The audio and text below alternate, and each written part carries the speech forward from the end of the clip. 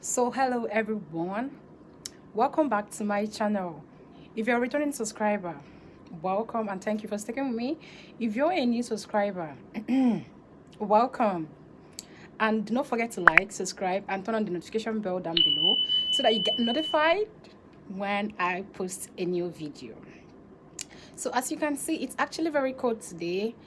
It snowed and this is my first snow experience. I am going to post that video. I made a video about it and I'm going to post it, how my first snow experience was like.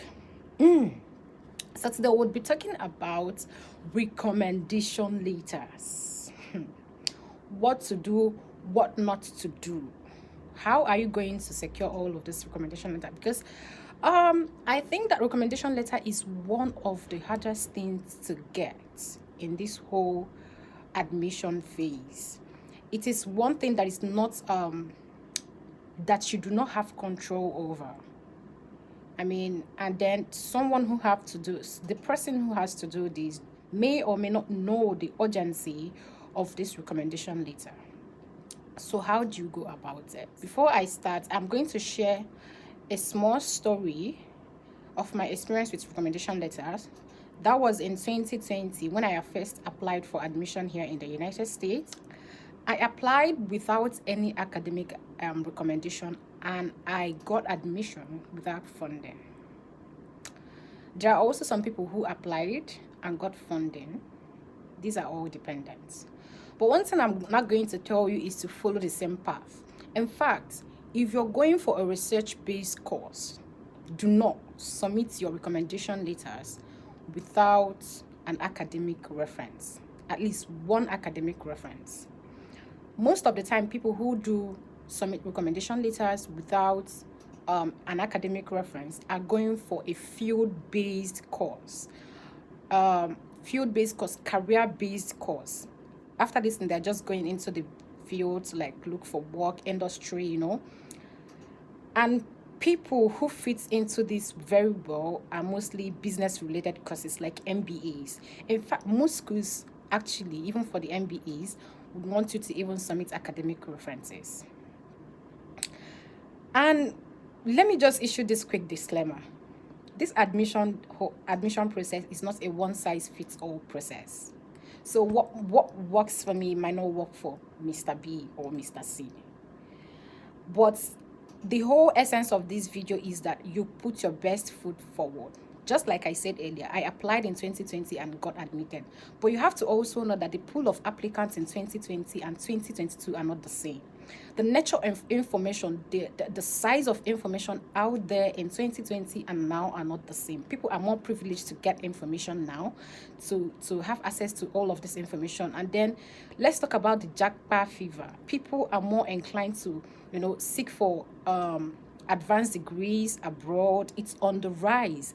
The competition is very, very tough. The application pool is very, very competitive. So you have to like put your best foot forward. You have to like bring in your best arsenal out there.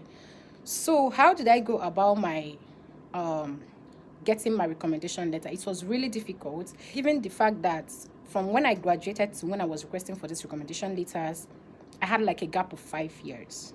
And this is where I also have to tell people, if you're still in school or if you're about to graduate, build that relationship. It is going to help you.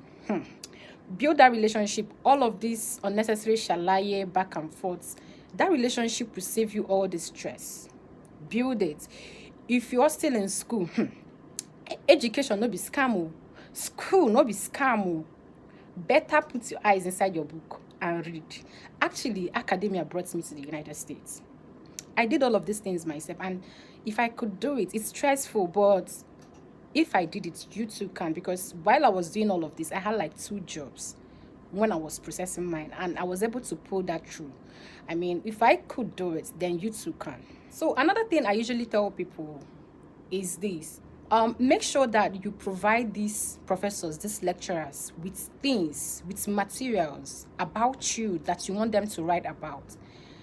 It's not like is a bad thing entirely. In fact, most of these schools actually encourage these things, because these professors, these lecturers are damn busy in real life doing one or two things. I mean, tackling current students. How much more someone that have graduated and then maybe even years ago, coming to like alter their whole daily routine and everything. It is highly recommended that you give them things to talk about, not how to talk about it.